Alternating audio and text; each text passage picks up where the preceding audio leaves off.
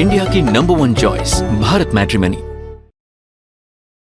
भारत की पूर्वी सीमा में क्या होगा ये आज बहुत कुछ तय हो जाएगा, क्योंकि आज 12 फरवरी है। आप जानते हैं बांग्लादेश के चुनावों के लिए आज की ही तारीख मुकर्रर थी, और जिस समय मैं आपसे बात कर रहा हूं उस समय तक तो अब चुनावों की प्रक्रिया पूरी होकर गिनती भी शुरू होने वाली होगी। भारत जैसा नहीं, जहां पहले वोट डाल दिए जाते हैं, उसके कुछ दिनों बाद चुनाव में जो वोट डाले जाते हैं उनकी गिनती शुरू होती है।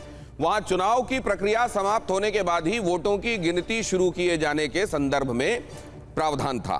तो जब यह गिनती शुरू होगी उसके बाद क्या होगा, क्या कहता है वहां का जनादेश, और क्या यह वाकई जनादेश होगा, या जिसको कहा जा रहा है कि जुलाई चार्टर लागू करने की दिशा में बांग्लादेश बढ़ रहा है। यह जुलाई चार्टर नहीं, कहीं ऐसा तो नहीं कि पाकिस्तान चार्टर लागू होने वाला है बांग्लादेश में।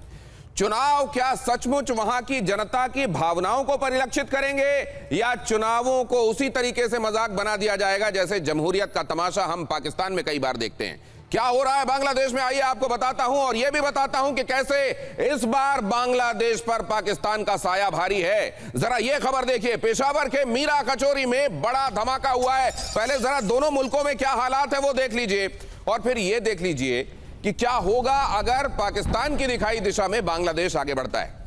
पहले पेशावर का हाल देखिए। पेशावर में मीरा कचोरी एक जगह है, यहां एक बड़ा धमाका हुआ है। पूर्व डीआईजी फसूहुद्दीन के घर के पास धमाका हुआ है। यहां डीआईजी रहा करते हैं, और अब तो खैर वो पूर्व हो गए, निवर्तमान डीआईजी यहां रहते हैं, और डीआईजी के घर के करीब ही यह धमाका हुआ है। ब्लास्ट की आवाज से इलाके में दहशत। यह ब्लास्ट बहुत तेज था, और लगातार मैं आपको बता रहा हूं कि खैबर पख्तूनवा में हर दिन बड़े धमाके हो रहे हैं। कल भी अगर आपको याद हो, अड़ी में मैंने आपको दिखाया था किस तरह से 2 भीषण धमाके हुए थे, और आज ये बड़ा धमाका हुआ है वहां जहां डीआईजी एक्स डीआईजी का घर है उसके करीब विस्फोट में गैस पाइपलाइन के भी क्षतिग्रस्त होने की खबर है कि यहां से गुजरने वाली गैस पाइपलाइन भी क्षतिग्रस्त हो गई है। जरा रात के अंधेरे में हुए इस भीषण धमाके की आवाज सुनिए और महसूस कीजिए इस जगह की उस समय की इंटेंसिटी को। बाजवा को लेकर यह दावा, जनरल कमर जावेद बाजवा के घर पर हमले की खबर है, सोर्सेस बता रहे हैं। बाजवा के घर पर हमले के बाद मौके से गार्ड फरार हो गए। हमले में बाजवा को भीषण चोट लगने की खबर भी आ रही है। कमर जावेद बाजवा, आपको याद होगा इमरान खान के वक्त वो इनके पहले आंखों के तारे हुआ करते थे, इनको सर्विस एक्सटेंशन भी उन्होंने दिलाया, और बाद में कमर जावेद बाजवा ही उनके खिलाफ हो गए थे। बहरहाल हमले में मुनीर से जुड़े ग्रुप के होने की आशंका जताई जा रही है। पाकिस्तानी सरकार की तरफ से आधिकारिक पुष्टि इसकी हालांकि अभी तक नहीं हुई है। कमर जावेद बाजवा के घर में जैसे ही हमला हुआ, गार्ड्स वहां से भाग निकले। कमर जावेद बाजवा को खासी चोटें आई हैं, सोर्सेस बता रहे हैं, हालांकि आधिकारिक रूप से इसकी पुष्टि नहीं हुई है। अब जरा अगली खबर की तरफ आपको ले चलता हूं। पूर्व पाकिस्तानी आर्मी चीफ बाजवा को लेकर यह खबर कि सिर में गंभीर चोटें आई हैं और बाजवा को आईसीयू में दाखिल कराना पड़ा है। कमर जावेद बाजवा को गंभीर चोटें आई हैं, और इतनी ज्यादा चोटें आई हैं कि उनको इंटेंसिव केयर यूनिट में इस समय इलाज दिया जा रहा है। रावलपिंडी मिलिट्री हॉस्पिटल में बड़ी सर्जरी की गई है, क्योंकि उनके सिर में गंभीर चोटें आई थीं और उनकी प्राण रक्षा के लिए जरूरी हो गया था कि उनके सिर की सर्जरी की जाए। सिर की सर्जरी हुई है और इस समय उनको आईसीयू में रखा गया है, सोर्सेस बता रहे हैं। खैर, इसको जो वहां पर रूप दिया जा रहा है वो ये बताया जा रहा है कि बाथरूम में गिर पड़े थे और इस वजह से चोट लगी है, लेकिन असलियत क्या है इसके पहले की खबर में मैंने आपको बता दिया है।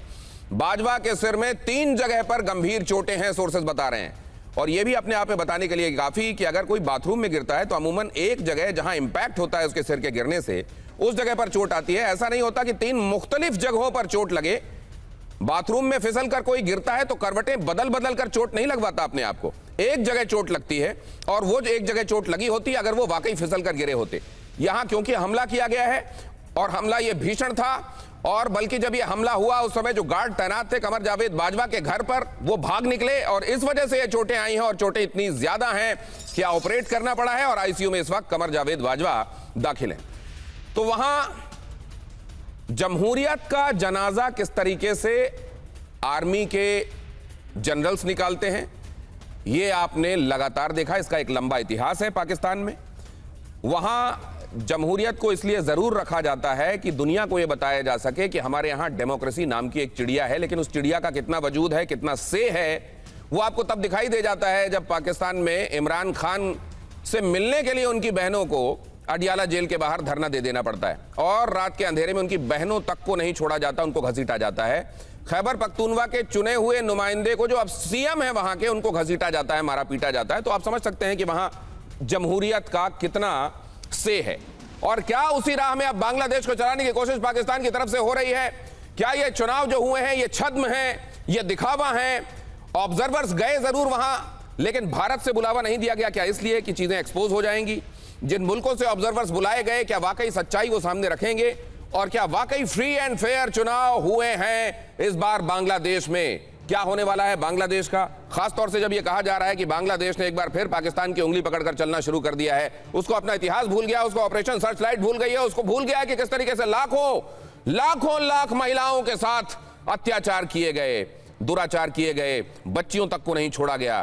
पाकिस्तान की ये हरकतें भूलकर अगर बांग्लादेश एक बार फिर उसी राह में चल रहा है, तो क्या ये चुनाव वाकई बांग्लादेश को उस डेंट से बचा लेंगे जो एक तरीके से श्योर दिखाई दे रहा है, राइटिंग ऑन द वॉल दिखाई दे रही है? ग्रुप कैप्टन डीके पांडे आज मेरे साथ इस चर्चा में शामिल हैं। सुशील कुमार सिंघल मेरे साथ जुड़ रहे हैं, जो कि बांग्लादेश में राजनयिक के तौर पर तैनात रह चुके हैं, डिप्लोमेट रह चुके हैं। जाहिर है उनको मालूम है कि वहां चीजें उस समय कैसी रही हैं और आज कैसी हैं। आरजू काजमी मेरे साथ आज की चर्चा में जुड़ रही हैं, पाकिस्तान से पत्रकार हैं। और इसके अलावा शुमैला सिद्दीकी मेरे साथ कुछ ही देर में इस चर्चा में जुड़ेंगी, वो भी पाकिस्तान से हमें ज्वाइन कर रही हैं और वो भी पत्रकार हैं। इंडिया की नंबर 1 चॉइस भारत मैट्रिमनी।